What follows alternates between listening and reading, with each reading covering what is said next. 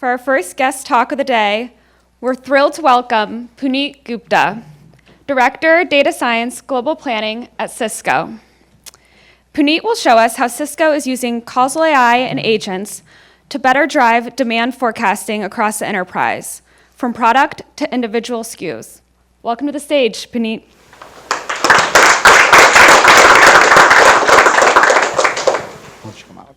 So I won't make the same mistake Darko made. So where are we?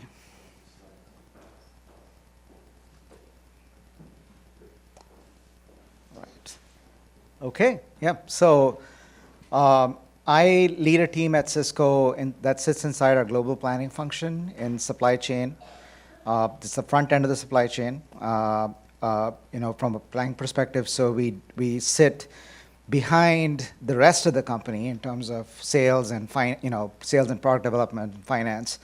But we are driving the signal for over 10,000 products that Cisco builds, from 10 plus business entities across all the major regions, all the major vertical markets, business to business, different routes to market, as well, and then customer segments that's our selling segments, which are enterprises, public sector, service provider customers, et cetera. So it's a complex system that we're trying to forecast the demand for. And so I started 5 years back at Cisco, and I've started with a team of 4 people, and we have grown to 18 people. All right, so hopefully it's that linear-ish curve, but it's been slightly more exponential than that in the last year. I think as we build value, I think that the key is about building value. And so democratizing data science, I think that's a great concept overall. But the talk that I have is about what does it take to create value and actually revolutionize something, okay? And the science is crucial for that. Now, we could do science faster with agents. So if there's something I want to leave with you through the course of this talk, it's one thing. You got to get the science right. Ultimately, enterprises are running on people who are trying to make good decisions with the data that they have available, and the best decisions they can, of course. Okay, and most of data science is empirical. Improvement, it drives, I would say, at least inside the enterprise, it drives efficiency improvements largely, but the value creation is spotty, and that's the reason why a lot of data science projects fail as well, for that reason, okay? It takes a long time, maybe we can do it faster, but ultimately, our success that at least we've seen is around bringing Causal AI into the very, very dynamical domain of forecasting. So can we bring science into a forecasting realm? I think that's the foundation of it. And then the second part of it is, in order to actually create the revolution, you can't just do a POC or a pilot or a portion of things. You actually have to do the whole shebang. So doing the whole shebang is really where the issue is. And so that's kind of what I'm going to talk about, right? So. Okay. So challenges in forecasting. So I explained the problem statement we have at Cisco, and on the left-hand side of the chart, you see the demand volatility. So the year-over-year change in our demand, going back to 2000, pretty much, doesn't look very forecastable, right? From the perspective, there have been pockets of stability, but largely it's not forecastable. And I think and then you see the actual challenge in this. The second chart on the right is the red are the actuals, and the green is a forecast that is predicting the demand for the enterprise segment of our products 1 year out. So it's trying to say, okay, what do I expect the demand to look like a year out? And you see that there is a problem in here. And this is the classic recency bias. We see it in investments. We see it everywhere. Okay, it's like we are grounded in the current and in the most recent trends, and it's very difficult for us to break away from that issue.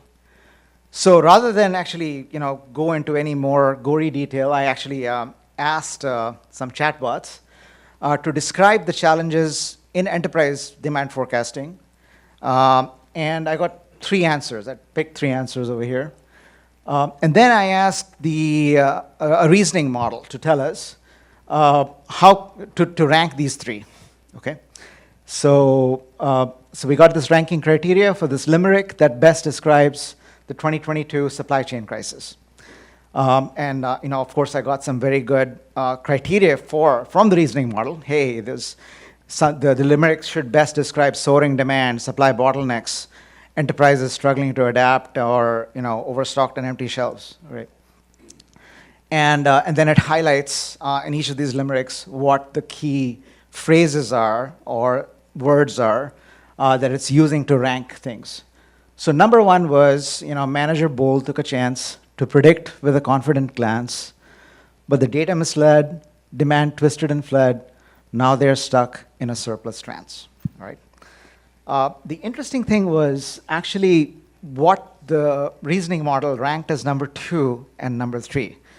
So number 2 is actually pretty darn good as well. But the reasoning model said, hey, it's less specific about the outcome compared to number 1.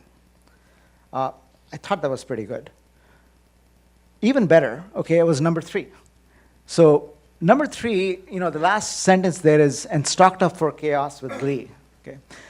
And it was a very serious situation. I think most companies had severe repercussions.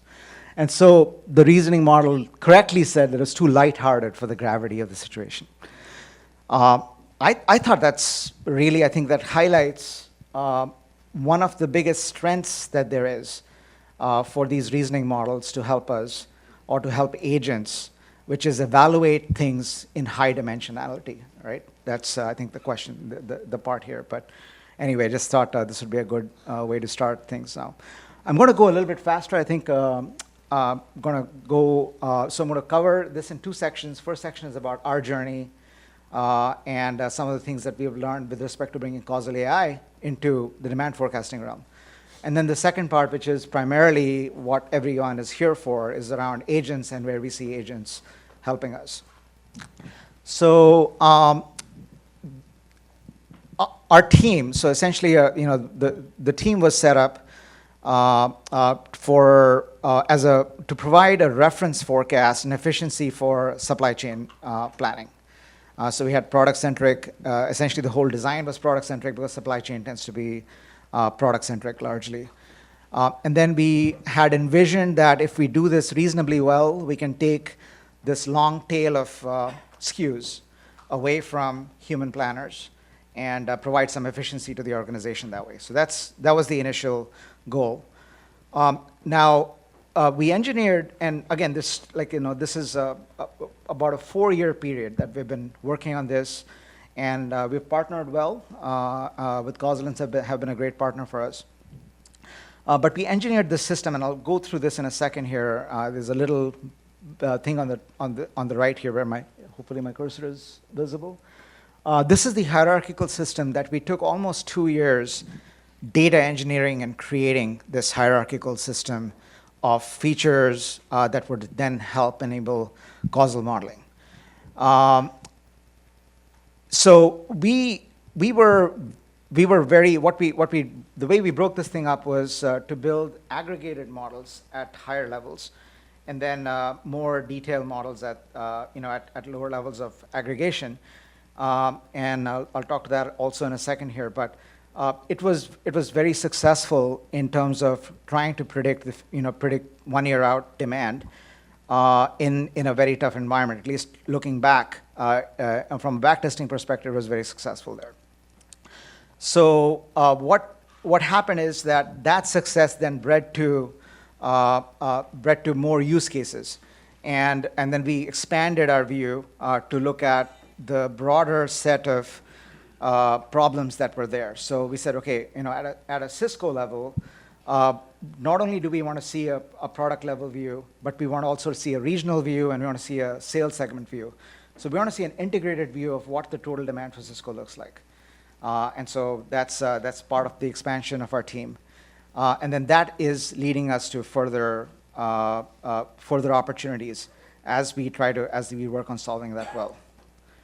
So this is how we did it. Again, just a glimpse of it. We had over 6,000 features, all kinds of factors, macroeconomic factors, internal factors, and Causal AI allowed us to build a parsimonious model. This model was for this set of demand that I explained to you in the enterprise, and we trained this model just before COVID. And then we back tested it. So the model actually came in. This is one of our oldest models, a simplistic model. In October of 22 is when we actually launched this model over here. And you can see that this was far more successful in predicting the downturn. Again, the challenge we had was nobody believed us in the beginning, right?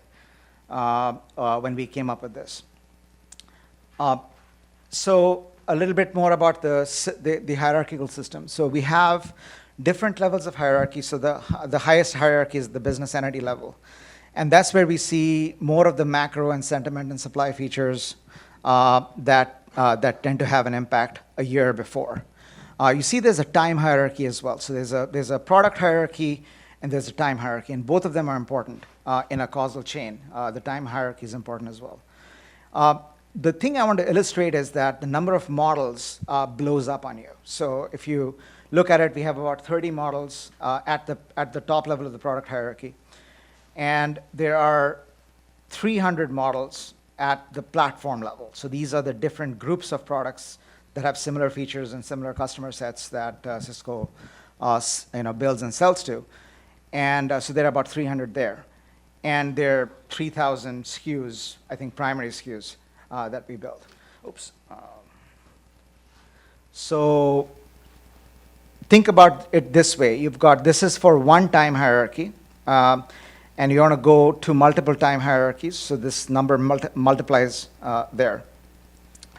Also, if you look at the top level, and this is the product hierarchy that we just looked at, we have the regional hierarchy, and then we also have not the regional slices, and then we have the sales segment slices.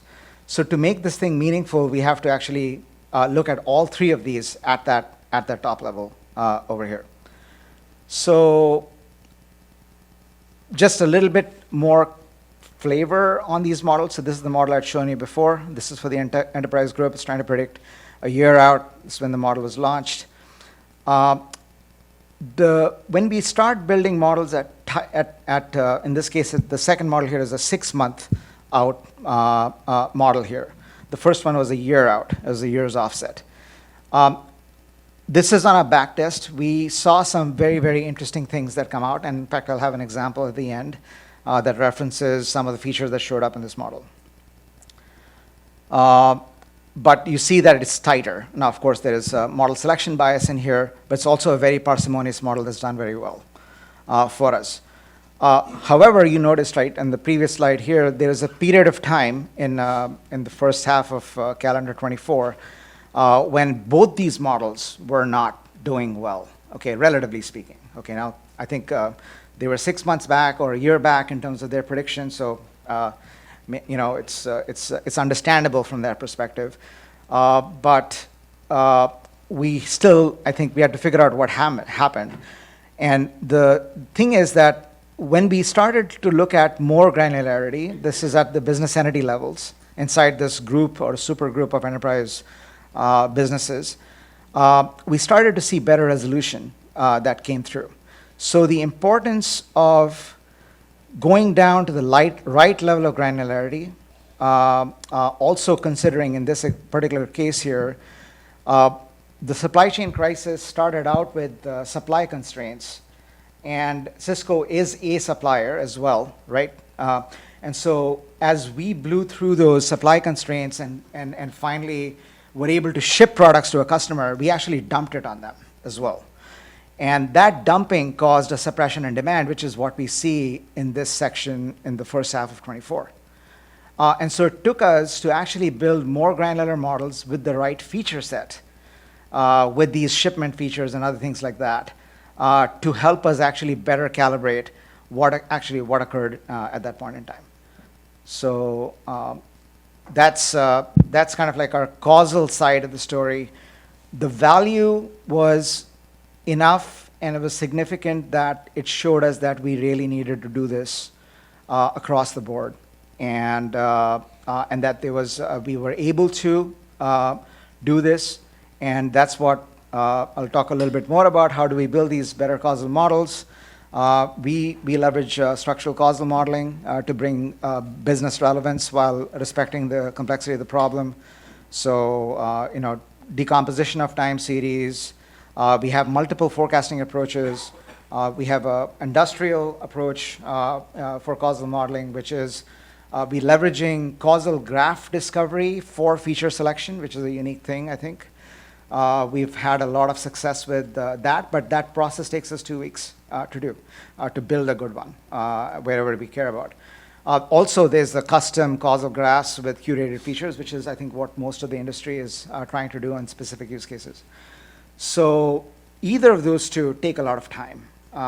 And in order to build a quality model, which is what unlocks the value in the company, okay, it takes time. And that's really the crux of where I want to go next in here. So what are our pain points? So we have 3 major areas of pain points. So there's model confidence. When we build the model, is it considering the right features to the right level of complexity? Is it capturing the business problem well? Is there enough richness in the structure of the model? Are we missing any drivers? Typically, like I think, again, going back to Darko's talk, it takes time to engineer new features and bring them in, especially if we have already tapped out all the low-hanging fruit, and now it starts to get to be the more difficult features, like things that are coming out of unstructured data or data that is very unclean. So that becomes a problem. We have uncertainty in the models. How can we have more confidence when we initially build a model, given the uncertainty levels that are there, both in the features as well as in where we are? Economic regimes are notorious. What you train on is very different from what is happening.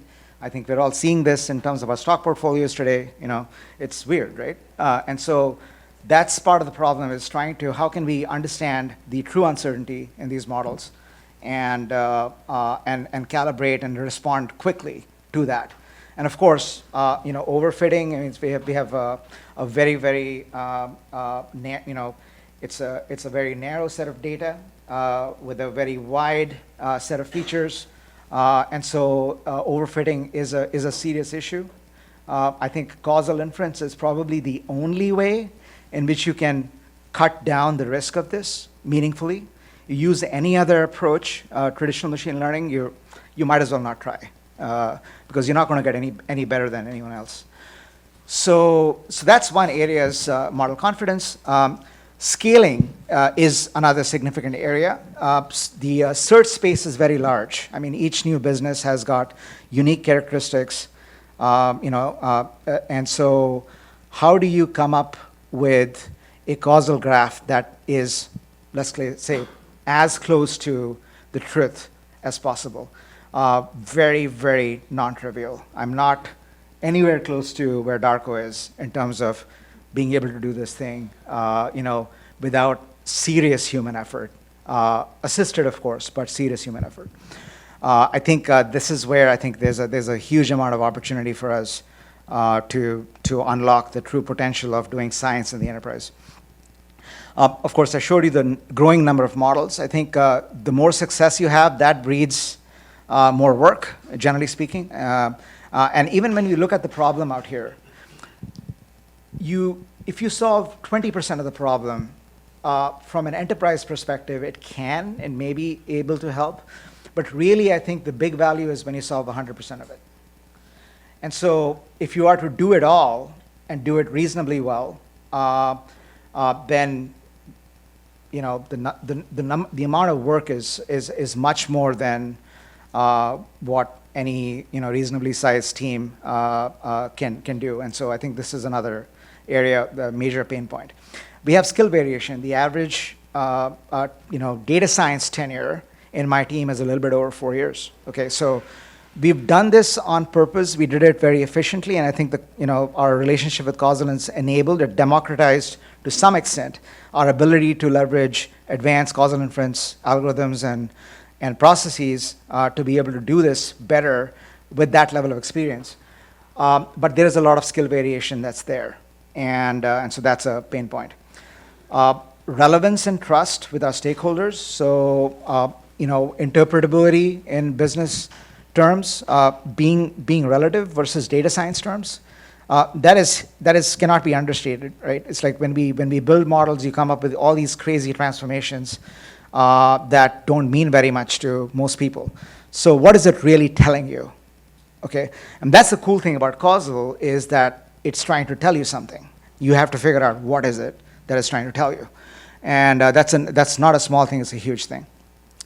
A coherent story over time. Time offsets, and then other adjacent opportunities. Like I talked about how we're going beyond product to the sales side. Our salespeople are selling solutions; they're not selling necessarily products. So in order to actually be able to relate with them, we have to now create a new pipeline that is starting to look at solutions, which is a very, very fuzzy problem. What is a solution? How do you cluster it? How do you define it, et cetera? So again, those are the kinds of things. In order to really drive relevance and trust, you've got to speak in the same language, and then your models have to actually talk in that language as well. And so you need the hierarchy underneath there. Going on, right? So putting ourselves in the shoes of our data scientists. This is a manufacturing line analogy here. So in the causal process that we have, so we have a pre-modeling process. We have a pre-modeling process. And this includes EDA and creating pools of features, feature selection from thousands of features times thousands of transformations of those features. We are in a very, very massive feature set out here. How do we drill this thing down? That's a significant problem. Starting to build the structural causal models with causal discovery algorithms. Finding what is the best set of models. What is your leaderboard of models for a given forecasting problem that you've got. The interpretability. What is the model telling you? And then if it's telling you something that's not making sense, your number one on your leaderboard, could be. And again, let me back up a second here. So how do you rank your models? Today, we are using very one-dimensional, small dimensional factors like a MAPE or something like that. When you look at something that narrowly, what we're finding is most of the time, we're looking at the top 10 or top 20, and we're making our own decisions to say, no, after COVID, there's no way this model should have fit perfectly, right? So things like that. There's a lot of business context in there that goes into figuring out what actually is a good model. Are the features coherent? Is that set telling you a tightly knit, verifiable story that relates back to the business? Not easy things. And so we're spending a lot of time doing that.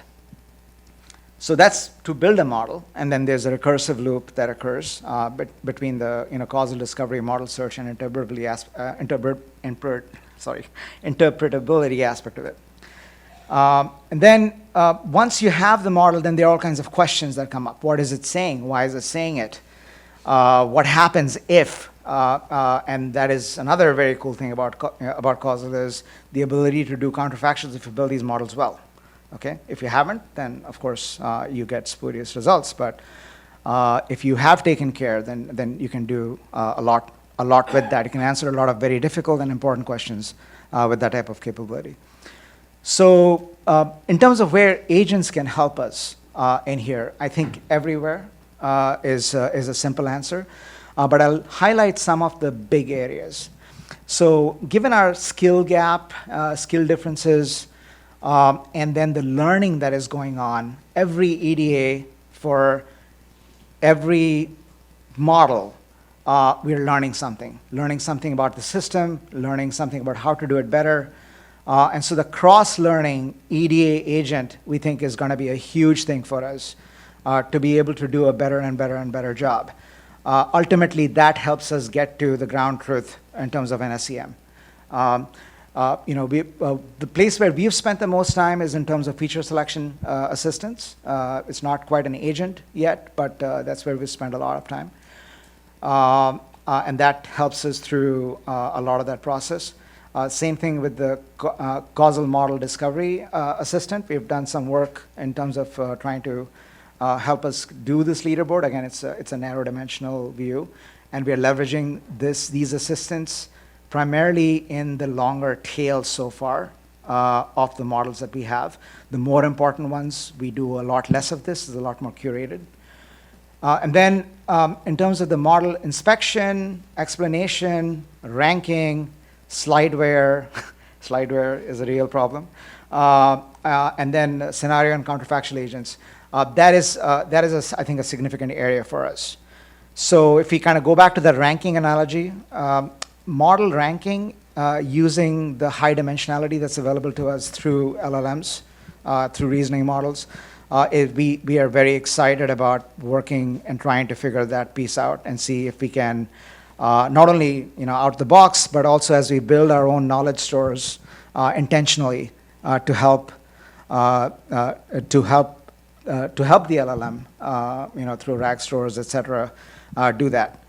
PhD economist, having that's an agent. Actually, I'm going to show you a very brief glimpse on. So that is a part of this ranking process overall, because the story has to be coherent. Again, we're trying to whittle down from 100 plus models down to maybe 5, and do something, and then get to the best one that captures everything, and then it's going to give us the highest confidence overall. So I'll go to the model explainability agent. I'm actually going to skip through. I think I'm running a bit behind. Oops. Okay, so this is not quite working very well. So it's supposed to blow into a whole slide. Okay.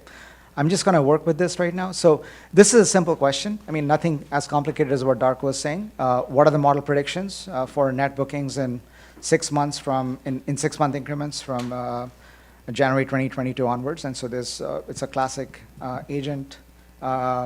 It's again a very simple one, sub agent, I guess. And then you see the chart over there. And the right hand side, what are the drivers of these predictions? So this is basically coming from our 6 month enterprise model that I'd shown you before. And it's a similar type of a workflow over there, except this is going to then result in a causal impact graph of each of these features. Now,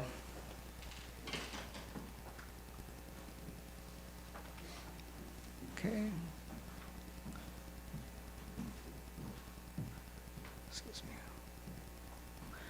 So one of the features, and this explanation agent, this PhD economist agent, is telling us a little bit about what the edges are like in the causal graph. And then based upon that, it's going to give us an interpretation of one of the features. And one of these features is, and again, it's not showing. Okay, so this is our enterprise business, and this feature is Germany new construction, change in the new construction amounts in Germany. It's like so that's the it's a sentiment score of that type of business that is connected to this 6 month prediction of our enterprise business. Okay, and so you're trying to what this is trying to answer here is, what is it? How is Germany new construction related to Cisco's enterprise demand? And so this agent over here explains to us what the potential connections are. There are about 6 of these connections, 6 possible reasonings for why that might be the case. Obviously, we have to go in and validate and we've probably already done that because of why this feature is showing up in here, where it is representative of Europe as such. So it's not just some random feature that is showing up and doing this for us. So it's representative of a broader set of economic reality, and then summarizing the interpretation and trying to pick which is the most likely interpretation. So this way, if we don't have a PhD economist on our team or someone who's working on the model, they have got this assist to help them interpret what is actually going on. So what's our future state? Model confidence. So I'll kind of use the same three sequences there. So EDA and model inspectors, I talked about those. Feature engineering for structured and unstructured data is a very significant area to build these new features. It's not easy. I think the reliability of these agents, I think, is going to get severely challenged when you start working with unstructured data to create coherent features from them. We've already seen that. You try to take PDF files with spec sheets for different products, and then you try to summarize what they're telling you, what the different features are into a table, and it's garbage in, garbage out, all right? So it's a very serious but a significant problem that I think we have to solve out there, but this is kind of really where we are when we try to build better models, when we want to start looking at product competitiveness and those kinds of things. This is super important for us. Also, I think being able to do things on the fly, brainstorming is a very powerful thing when we get together in teams, even individually, of course, but when we get together in teams and we say, hey, what about this? What about the rate of change of the number of customers that is transitioning from one product to the other? To be able to do this in real time is huge. It cannot be understated, because that then drives the development process much faster, the speed of development and modeling. So we think that's very big. Going to scaling, I think the high dimensional aspect of it, the ranking and evaluation, including uncertainties. So we think agents, the biggest opportunity for us is when we talk about a long tail of models. So maybe it's model number 300 to model number 1000. Having an agent be able to build a model like that all the way end to end, that's reasonable. Without human touch, that fits into a new causal agent ops framework. I think that's what I think would be very, very helpful. Up-ratcheting all of this, all of these agents through reinforcement learning is a very big piece of it. Going into relevance and trust. So this is where having groups of models that are like a hierarchical set of models underneath the business entity, for example. We want to understand, what are they all telling you together? Maybe it's even your leaderboard of models. What is it all telling you together? Because maybe model number 1 through 10 have some signal, maybe some differences in signal in them. So being able to explore these models by business users, both inside the team, inside the planning team, inside supply chain, but even outside, I think that would be a very nice thing to have. And then as we discover things, we find that there are adjacent problems that would be highly impactful if we solve them, and then solving those adjacent problems faster. So all this within the context of the linear resource constraint that you have. So that's what I have for my presentation.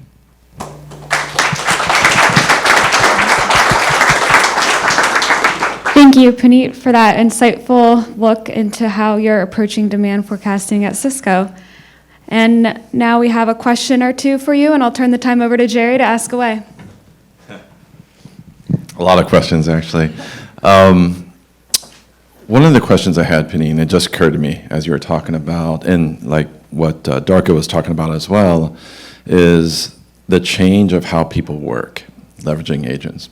This is a very complex process. I think we all know that. We get it, right? This is incredibly complex, taking a lot of time. But fast forward 12 months. Like we're integrating agents into this process, forecasting process. We have the causal workflow.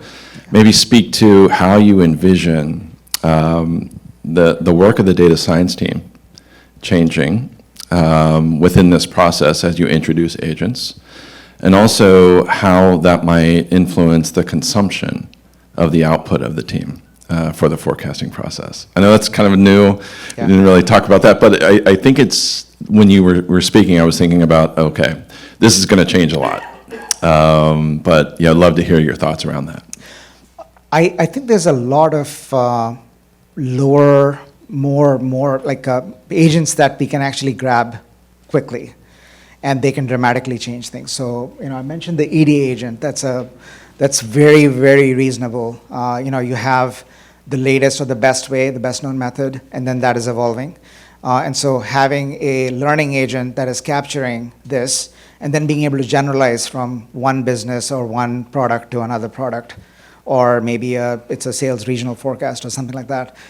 There are differences enough, and I think that the fungibility of these agents can really help us be able to scale that and then build that and change the way that we actually are doing something. So it's like, it just dramatically, right now, there is a lot of human involvement. Yeah.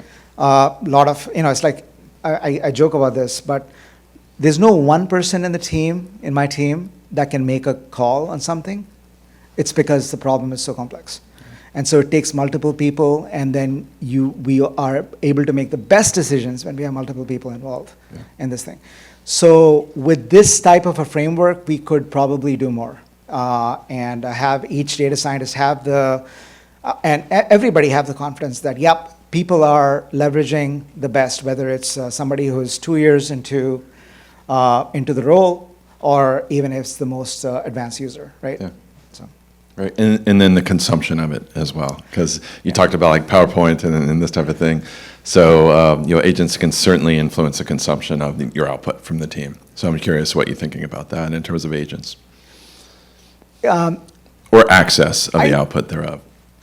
Access of the output, yeah. So 12 months from now, again, it's a huge pain point for us. It's today, the challenge is, I think when something is super important, there are enough nuances in there that it has to be done by an expert. That's kind of the nuances of all kinds, right? How can we get there? Today, it's a very manual process. Again, it's the team getting together and doing things.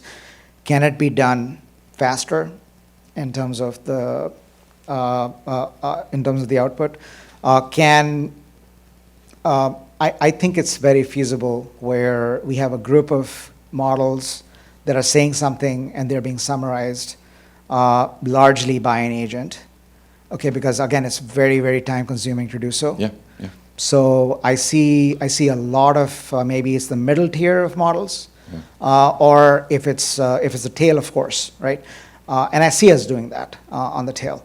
But if it's the middle tier of models, I can see that there is a huge significant assist that comes through where the core output is coming from an agent, and then depending upon, there's some oversight. Great. That's all I had. Okay. Thank you, Puneet. Appreciate it. Right.